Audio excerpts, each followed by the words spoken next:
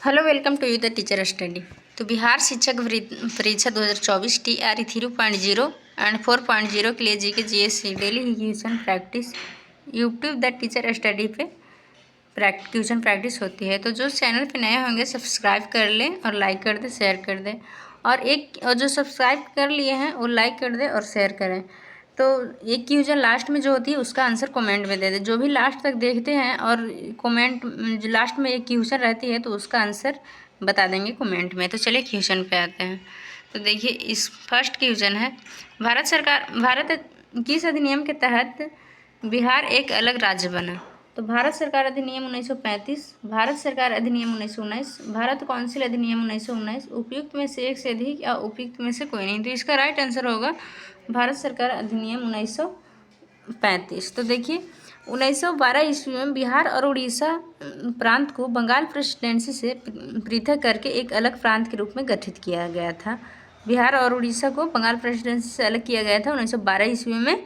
और भारत सरकार अधिनियम 1935 के अंतर्गत 22 मार्च 1936 को बिहार एक स्वतंत्र राज्य प्रांत के रूप में स्थापित हुआ था। तो इसका राइट आंसर होगा भारत सरकार अधिनियम 1935। तो चलिए नेक्स्ट क्वेश्चन आते हैं। देखिए, इसमें निम्नलिखित में से किस कमेटी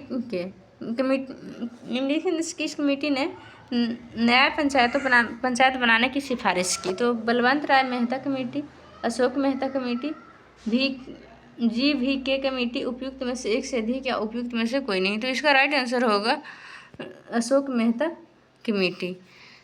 तो देखिए, पंचायती राज के संबंध में वर्ष 1977 से 78 में जनता पार्टी की सरकार ने अशोक मेहता की अध्यक्षता में एक समिति का गठन किया था, ठीक है। और समिति ने अपनी रिपोर्ट वर्ष 1978 में सरकार को सौंप दी। तो समिति की अपनी रिपोर्ट में कई सिफारिश थी, जिसमें एक सिफारिश यह भी था कि न्याय पंचायतों को पंचायतों से अलग रखा जाए और जिसका प्रमुख न्यायाधीश हो। तो इसका राइट आंसर होगा अशोक मेहता समिति में नया पंचायत बनाने की सिफारिश की गई थी। तो चलिए नेक्स्ट क्वेश्चन आते हैं। देखिए, निम्नलिखित में से कौन सा कार्य स्थानीय स्वशासन के अधिकार के क्षेत्र में नहीं है? तो सार्वजनिक स्वास्थ्य, सार्वजनिक अनुशासन का रख रखाव, स्वच्छता, उपयुक्त में से एक से अधिक या उपयुक्त में से कोई नहीं। तो इसका राइट आंसर होगा सार्वजनिक अनुशासन का रख रखाव। तो देखिए, स्थानीय स्वशासन अधिकार क्षेत्र के अंतर्गत सार्वजनिक स्वास्थ्य सेवा, स्वास्थ्य ये सब सम्मिलित है और सार्वजनिक अनुशासन का रख रखाव यह शामिल नहीं है। इसलिए इसका राइट आंसर होगा स्थानीय स्वशासन के अधिकार क्षेत्र में सार्वजनिक अनुशासन का रख रखाव ये शामिल नहीं है। तो इसका राइट आंसर होगा सार्वजनिक अनुशासन का रख रखाव। तो चलिए नेक्स्ट क्वेश्चन आते हैं। पंचायती राज प्रणाली किस सूची में है? तो संघ सूची, राज्य सूची, समवर्ती सूची, उपयुक्त में से एक से अधिक या उपयुक्त में से कोई नहीं। तो इसका राइट आंसर है राज्य सूची। पंचायती राज प्रणाली को राज्य सूची में शामिल किया गया है। तो पंचायती राज प्रणाली राज्य सूची का विषय है और इस सूची में दिए गए विषय पर राज्य सरकार कानून बनाती है। तो संविधान के लागू होने के समय इसके अंतर्गत 66 विषय थे, जबकि वर्तमान में इस सूची में वर्णित विषयों की संख्या 61 है। तो चलिए नेक्स्ट क्वेश्चन आता है। धन विधेयक पास किया जाता है तो केवल लोकसभा में, केवल राज्यसभा में और लोकसभा राज्यसभा दोनों में, उपयुक्त में से एक से अधिक या उपयुक्त में से कोई नहीं। तो इसका राइट आंसर होगा केवल लोकसभा में। धन विधेयक केवल लोकसभा में पास किया जाता है और यह अनुच्छेद 110 में धन विधेयक का उल्लेख किया गया है। कोई धन विधेयक है या नहीं इसका अंतिम निर्णय लोकसभा का अध्यक्ष करता है। धन विधेयक केवल लोकसभा में ही पेश किया जा सकता है।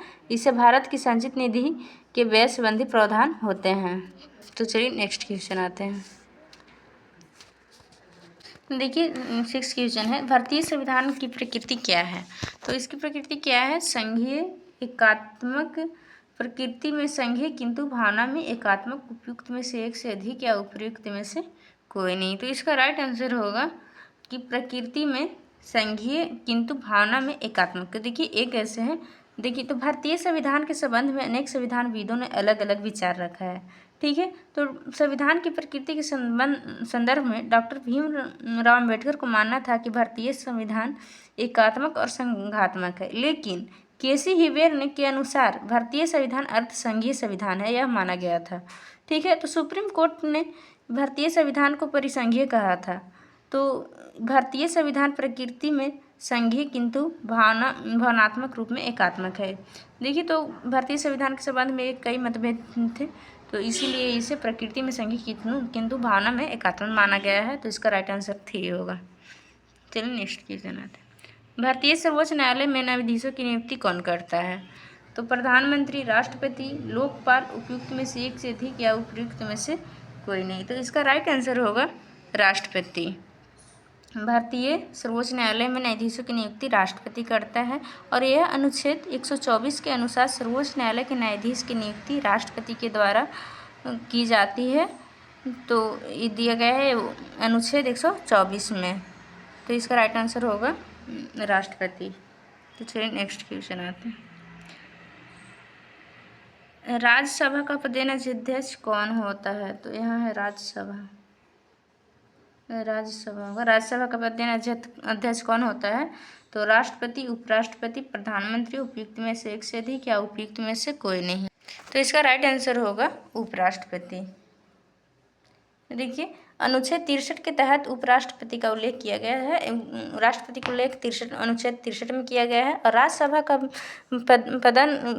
प्रधानाध्यक्ष उपराष्ट्रपति होता है और भारत में उपराष्ट्रपति का पद अमेरिका से लिया गया है और उपराष्ट्रपति का कार्यकाल 5 वर्षों का होता है।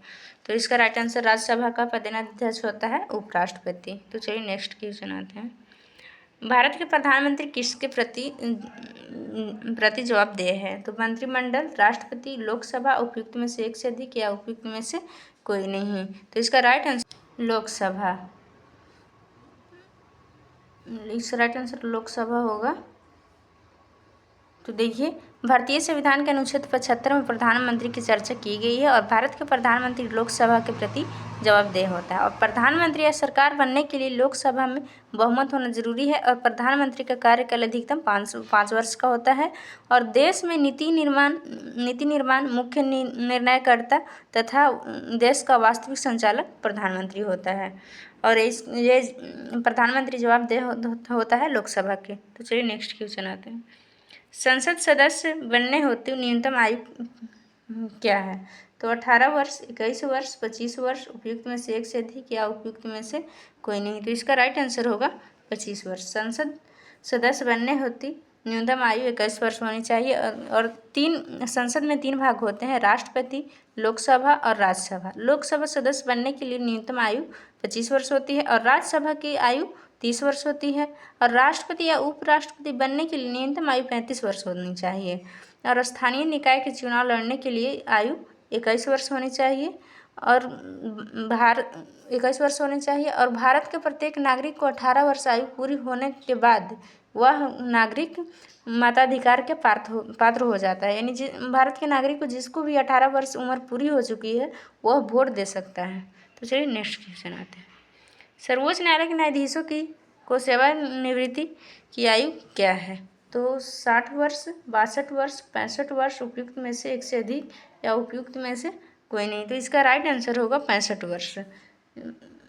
सर्वोच्च न्यायालय में न्यायाधीशों की सेवानिवृत्ति की आयु होती है तो 65 वर्ष होती है या राष्ट्रपति अपने लिखित हस्ताक्षर करके दे सकता है कि यह मतलब कार्य करने हेतु नहीं है, कार्य करने से असमर्थ हैं, तो उसे पहले भी हटा दिया जा सकता है या पद को त्याग पत्र दे दिया जा सकता है। तो चलिए नेक्स्ट क्वेश्चन आते हैं।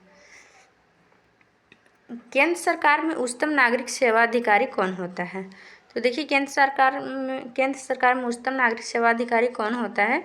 तो भारत के महान्यायवादी, मंत्रिमंडल के सचिव, गृह सचिव, उपयुक्त में से एक से अधिक, एक उपयुक्त में से कोई नहीं। तो इसका राइट आंसर है मंत्रिमंडल के सचिव।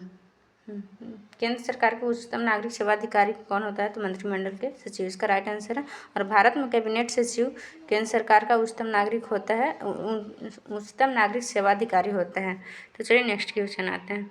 भारत में राष्ट्रीय आय की गणना एक समस्या है तो क्या है? तो मुद्रास्फीति, अल्प समस्या है तो मुद्रास्फीति, अल्प रोजगार, असंगठित क्षेत्र, उपयुक्त में से एक से अधिक या उपयुक्त में से कोई नहीं। तो इसका राइट आंसर होगा एक से अधिक, उपयुक्त में से एक से अधिक, क्योंकि समस्या है मुद्रास्फीति और अल्प रोजगार और यहाँ दिया होगा कि समस्या नहीं है तो इसका आंसर होगा असंगठित क्षेत्र। तो भारत में राष्ट्रीय आय की गणना में एक समस्या है तो मुद्रास्फीति, अल्प रोजगार। तो चलिए नेक्स्ट क्वेश्चन आते हैं। भारत में कृषि पुनर्वृद्धि प्रदान करने के लिए शिखर स्तर के बैंक का नाम क्या है? तो भारतीय रिजर्व बैंक, कृषि तथा विकास राष्ट्रीय बैंक, भारतीय स्टेट बैंक, उपयुक्त में से एक से अधिक या उपयुक्त में से कोई नहीं। तो इसका राइट आंसर होगा कृषि तथा विकास राष्ट्रीय बैंक। देखिए, कृषि तथा ग्रामीण विकास राष्ट्रीय बैंक है। कृषि प्रदान करने वाला शिखर स्तर का यह बैंक है। इसकी स्थापना 12 जुलाई 1982 में छठी पंचवर्षीय योजना के अंतर्गत शिवरमन समिति की सिफारिश पर की गई थी और इसका मुख्यालय मुंबई में स्थित है। तो चलिए नेक्स्ट क्वेश्चन आते हैं। नेक्स्ट क्वेश्चन है, भारत में अर्थ शोधन निवारण अधिनियम कब लागू? तो भारत में अर्थ शोधन निवारण अधिनियम लागू हुआ था कब? तो ये दिया हुआ है 1998, 1999, 2005, उपयुक्त में से एक से अधिक या उपयुक्त में से कोई नहीं। तो इसका राइट आंसर होगा 2005। भारत में अर्थ शोधन निवारण अधिनियम 2005 में लागू हुआ। तो चलिए नेक्स्ट क्वेश्चन आते हैं। शब्द संक्षेप TRIMS से क्या बनता है? तो व्यापार संबंधित आय, व्यापार संबंधित प्रोत्साहन, व्यापार संबंधित निवेश, उपयुक्त में से एक से अधिक या उपयुक्त में से कोई नहीं। तो इसका राइट आंसर होगा व्यापार संबंधित निवेश। तो देखिए, व्यापार संबंधित निवेश TRIMS एक विश्व व्यापार संगठन का समझौता है। तो चलिए नेक्स्ट क्वेश्चन आते हैं। नीति आयोग अस्तित्व में कब आया? तो 1 जनवरी 2014, 1 जून 2015, 1 जनवरी 2015, उपयुक्त में एक से अधिक या उपयुक्त में से कोई नहीं। तो इसका राइट आंसर होगा 1 जनवरी 2015। देखिए, नीति आयोग की स्थापना भारत सरकार के द्वारा योजना आयोग के स्थान पर मंत्रिमंडल प्रस्ताव के द्वारा 1 जनवरी 2015 को की गई थी। तो चलिए नेक्स्ट क्वेश्चन आते हैं। गुल्लक बैंक कहाँ है? तो ये पटना में है, दिल्ली में है, पटना में, भोपाल में, उपयुक्त में से एक से अधिक या उपयुक्त में से कोई नहीं। तो इसका राइट आंसर पटना होगा, ये तो पहले ही बता दिए। चलिए नेक्स्ट क्वेश्चन आता है। भारत के किस राज्य में कपास का औसतन उत्पादन सर्वाधिक होता है? तो पश्चिम बंगाल, बिहार, आंध्र प्रदेश, उपयुक्त में से कोई एक से अधिक या उपयुक्त में से कोई नहीं। तो इसका राइट आंसर होगा आंध्र प्रदेश। देखिए, निम्नलिखित में से इसमें से है आंध्र प्रदेश का औसतन सर्वाधिक, लेकिन प्रथम स्थान पे कपास की खेती महाराष्ट्र में होती है, द्वितीय में है गुजरात, तृतीय में तेलंगाना और इसमें से मतलब ये तीनों में से आंध्र प्रदेश में अधिक होती है, लेकिन प्रथम पे महाराष्ट्र, दूसरे पे गुजरात, तीसरे पे तेलंगाना में कपास की उत्पादन होती है। और पश्चिम बंगाल, बिहार उत्पादन हेतु भौगोलिक अवस्थाएं में विद्यमान नहीं है। उसको भौगोलिक अवस्थाएं में नहीं बताया गया है कि बिहार और पश्चिम बंगाल में कपास की उत्पादन होती है। तो इसका राइट आंसर इसका यही होगा आंध्र प्रदेश। तो चलिए नेक्स्ट क्वेश्चन आते हैं। कौन सी मिट्टी नदियों के द्वारा निर्मित होती है? तो लाल मिट्टी, काली मिट्टी, जलोढ़ मिट्टी, उपयुक्त में एक से अधिक या उपयुक्त में से कोई नहीं। तो इसका राइट आंसर होगा जलोढ़ मिट्टी। तो देखिए, जलोढ़ मिट्टी नदियों के कटाव के कारण होता है। जलोढ़ मिट्टी का निर्माण नदियों के द्वारा लाए गए अवसादों के जमाव से होता है। यह उत्तर भारत के पंजाब से लेकर संपूर्ण उत्तरी विशाल मैदान तक है और गंगा की नदी के डेल्टा के क्षेत्र तक फैली हुई है और यह भूरी रंग का होता है जलोढ़ मिट्टी। तो और यह नदियों के द्वारा निर्मित होती है। तो चलिए नेक्स्ट क्वेश्चन आते हैं। कौन सा राज्य रबड़ उत्पादन में अग्रणी? तो देखिए, तमिलनाडु, केरल, कर्नाटक, उपयुक्त में से एक से अधिक या उपयुक्त में से कोई नहीं। तो इसका राइट आंसर होगा केरल। तो देखिए, रबड़ उष्ण आर्द्र जलवायु में उपज होती है रबड़ की, और भारत में इसका सर्वाधिक उत्पादन दक्षिण भारत में होता है और देश के कुल रबड़ उत्पादन 90% का उत्पादन 90% से अधिक योगदान केरल का है और दक्षिण के अलावा पूर्वोत्तर राज्यों में भी रबड़ का उत्पादन होता है। इसलिए सबसे बड़ा राज्य रबड़ उत्पादन राज्य है तो केरल है। तो चलिए नेक्स्ट क्वेश्चन आते हैं। राष्ट्रीय राजमार्ग फर्स्ट जोड़ता है तो कोट्टापुरम को कोलम, हल्दिया को कोलकाता से, हल्दिया को इलाहाबाद से, उपयुक्त में एक से अधिक या उपयुक्त में से कोई नहीं। तो इसका राइट आंसर होगा हल्दिया को इलाहाबाद से। राष्ट्रीय राजमार्ग फर्स्ट जोड़ता है हल्दिया को इलाहाबाद से। चलिए नेक्स्ट क्वेश्चन आते हैं। तो देखिए, नेक्स्ट क्वेश्चन है, राजस्थान में खेतड़ी बेल किसके लिए प्रसिद्ध है?